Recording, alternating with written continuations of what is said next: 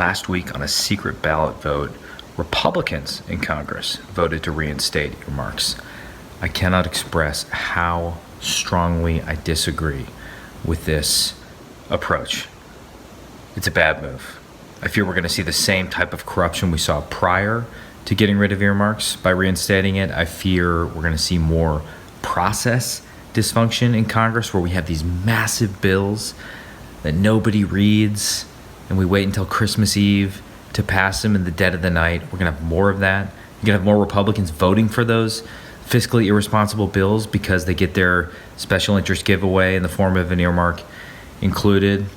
And more to the point, I mean, right now, look what the Democrats are doing. I mean, they are going wild, just spending all the monies that we have. I mean, it is $2 trillion bailing out states, wiping away San Francisco's debt. I mean, this is bananas. It's just game on right now. Full on modern monetary theory on steroids.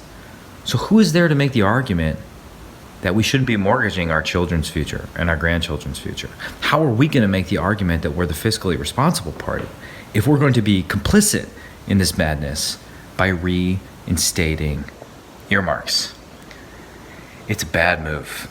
And I think part of the reason you've seen Congress's approval rating tank in the last decade, hovering at 11% right now. Part of the reason outsiders are so attractive right now is the American people are so frustrated with the system. They feel the system is corrupt, or it just favors the status quo and special interests that support the status quo, and lacks any measure of common sense. So we need to get some discipline. I am now realizing there's a Star Wars poster behind me.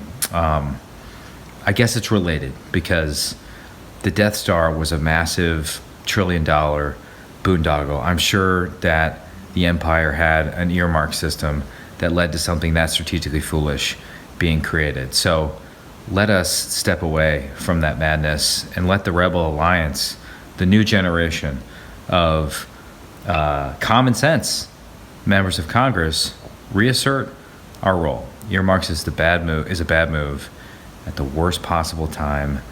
I think that 11% approval rating is going to get below 10% if we keep going down this path. We have to regain our fiscal sanity. We have to do it.